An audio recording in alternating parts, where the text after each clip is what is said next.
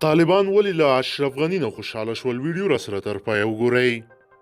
طالبان دا ځل ډیر خوښ ښکاري او د غني نوي فیصله او فرمان ستاینه یې کړې ده. طالبانو ویلي چې د افغان حکومت لخوا د دوی د 2000 بندیانو د ازادېدو اعلان یو ښه ګام ده او طالبان هم ژمن دي چې د حکومت بندیان به آزادوي. طالبانو دا خبره د ولسمشر غني د نوي فیصلې په غبرګون کې کړې ده. د افغانستان ولسمشر محمد اشرف غني د یکشنبې په ورځ د اختر په اوله ورځ اعلان وکړ چې د طالبانو د ډزبندۍ د اعلان په جواب کې د ښه نیت ښودلو په مقصد یې د 2000 طالب قیدیانو د آزادېدو امر کړی ده. د دین علاوه ولسمشر غني ټولو حکومتي قواو ته امر کړی چې د اختر په 3 ورځو کې د په طالبانو باندې حملې نه کوي. په قطر کې د طالبانو د سیاسي دفتر ویان سهیل شاهین په یو ټویټ کې د ولسمشر غني د دې فیصلې په غبرګون کې هغه یو ښه ګام وباله او زیاته کړه چې طالبان هم له خپل اړخه د بندیانو خلاصون ته متحد یا ژمن دي، خو هغه نه دي ویلي چې طالبان به څومره قیدیان آزاد کړي.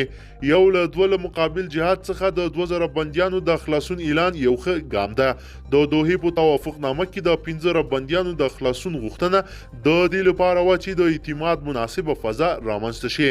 باید دغه پروسه تکمیل شي ترڅو د بین الافغاني مذاکراتو د پیل په مخ کې خنډونه لرې شي. اوس چې طالبانو د اختر 3 ورځې ډزبندۍ اعلان کړه نو افغان صدر اشرف غني هم د 2000 طالبانو د آزادولو امر کړی ده.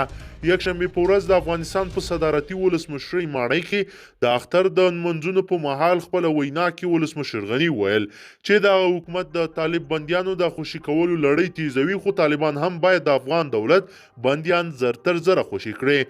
افغان صدر په طالبانو غږ وکړ چې نور د جګړه بس کړي او د سولې د خبرو د لارې د لانجې حل ته لاره غاړه کېږدي.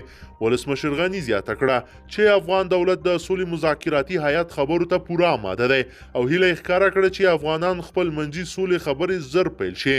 ولسمشر غني ویل طالبان باید نور افغانانو ته زیان ونه رسوي ځکه چې د افغانستان هر وګړی وژل کیږي یا ژوبل کیږي، تاوان یې د افغانستان ملت ته رسیږي.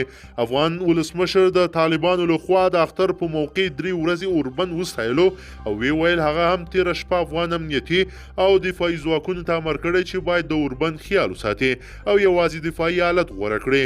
هغه د چا له نوم اخیستلو پرته ویل چې ځینې کړۍ طالبان لمسوي چې باید اوربند ونه کړي ځکه چې دې سره سیاسي قد راټیټېږي. خو ولسمشر غني روښانه کړه چې طالبان یو واقعیت دی او دوی د خبرو په میز خپل مقام جوړولی شي.